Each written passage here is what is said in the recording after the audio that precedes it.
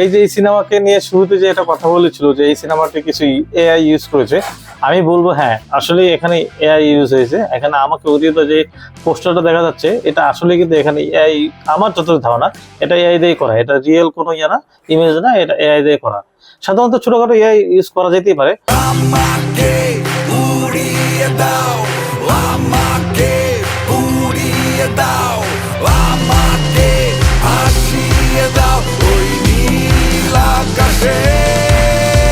Hello everyone, আসসালামু আলাইকুম, welcome to ফ্লাভিস্টার channel. আজকে আমরা কথা বলবো রকিস্টার সিনেমার দ্বিতীয় গানটি নিয়ে, যার নাম আমাকে উড়িয়ে দাও। এই গানটি কিছুক্ষণ পূর্বে রকিস্টার টিম তাদের ফেসবুক এবং ইউটিউবে প্রকাশ করেছে। তাহলে শুরু করি আজকে রকিস্টার সিনেমার দ্বিতীয় গানটি। তাহলে চলুন দেখতে থাকি রকিস্টার সিনেমার আমাকে উড়িয়ে দাও গানটি।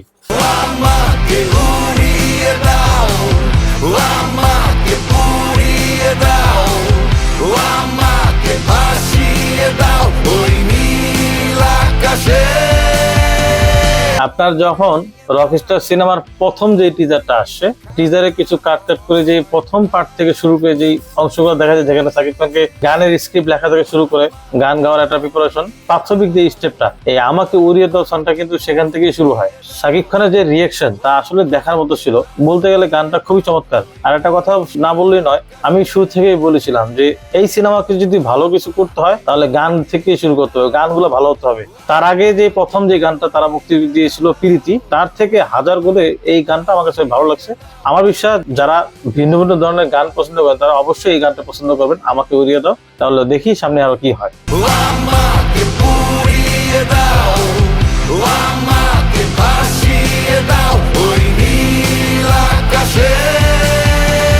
এখানে কিন্তু একটা জিনিস দেখার বিষয়, সেটা হলো সাবিলা নূরকে কিন্তু খুব ভালো লাগতেছিল।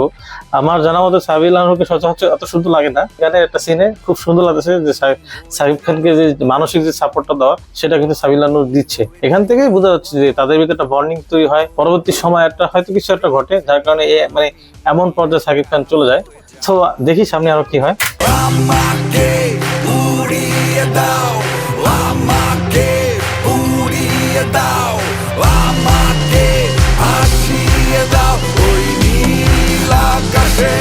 এতটুকু বলতে পারি, এই গানটি এই সিনেমার জন্য বেস্ট একটি জনপ্রিয় হয়ে উঠবে, কারণ গানটি আসলে খুব মানে শ্রুতিমধুর একটি গান। আপনি চাইলে দেখতে পারেন, গানটি কিন্তু খুব চমৎকার। আর এখানে যে সাকিব খানের যে রিয়াকশন ছিল বা তার চরিত্র বাস্তবায়ন করার যে ব্যাপারটা ছিল, যে একজন মিউজিশিয়ান কিভাবে গান গায়, তার বডি ল্যাঙ্গুয়েজ, তা কিন্তু এই গানটার ভিতরে পুরো প্রকাশ পেয়েছে। আপনি পুরো গানটি দেখলে হয়তো বুঝতে পারবেন।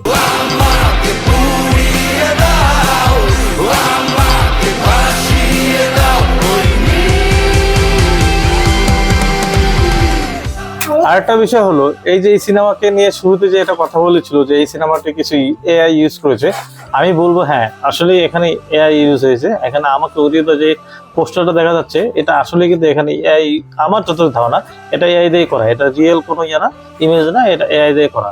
সাধারণত ছোটখাটো এআই ইউজ করা যেতেই পারে। এখানে মনে হচ্ছে আমাকে উদিত এই জায়গায় যে মানে পোস্টারটা, সেটা এআই দিয়ে করা।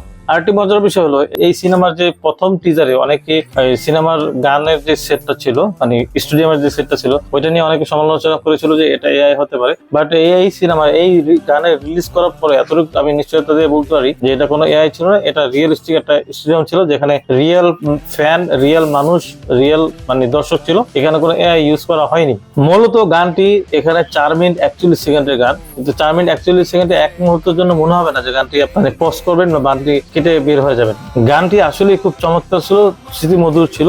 তো আশা করা যাচ্ছে রকিস্টার টিম যেভাবে কাজ করছে এবং সাকিব খান যেভাবে এই সিনেমাটি তিনি করেছেন, তার থেকে ধারণা করা যায় যে, বা এই গান থেকে বা অন্য আগের যে কন্টেন্ট গুলো তারা প্রকাশ করেছে তার থেকে ধারণা করা যায় যে এই সিনেমাটা যে আসলেই ভালো হবে, তা আশাই করা যাচ্ছে। তাহলে এই ছিল আমার রকিস্টার সিনেমার আমাকে উড়িয়ে দাও সংটির রিয়াকশন। আপনাদের কেমন লাগলো গানটি নিচে কমেন্ট করে জানাতে পারেন যে আপনাদের এই গানটি কেমন লাগলো। তাহলে আজকের মতো বিদায় নিচ্ছি। ভালো থাকবেন, সুস্থ থাকবেন এবং পরিবারকে ভালোবাসবেন এবং বাংলা সিনেমা বেশি বেশি দেখবেন। আমার চ্যানেলটি সাবস্ক্রাইব করে আমাকে সহযোগিতা করবেন। তাহলে আজকের মতো বিদায় নিচ্ছি। Tata, bye bye.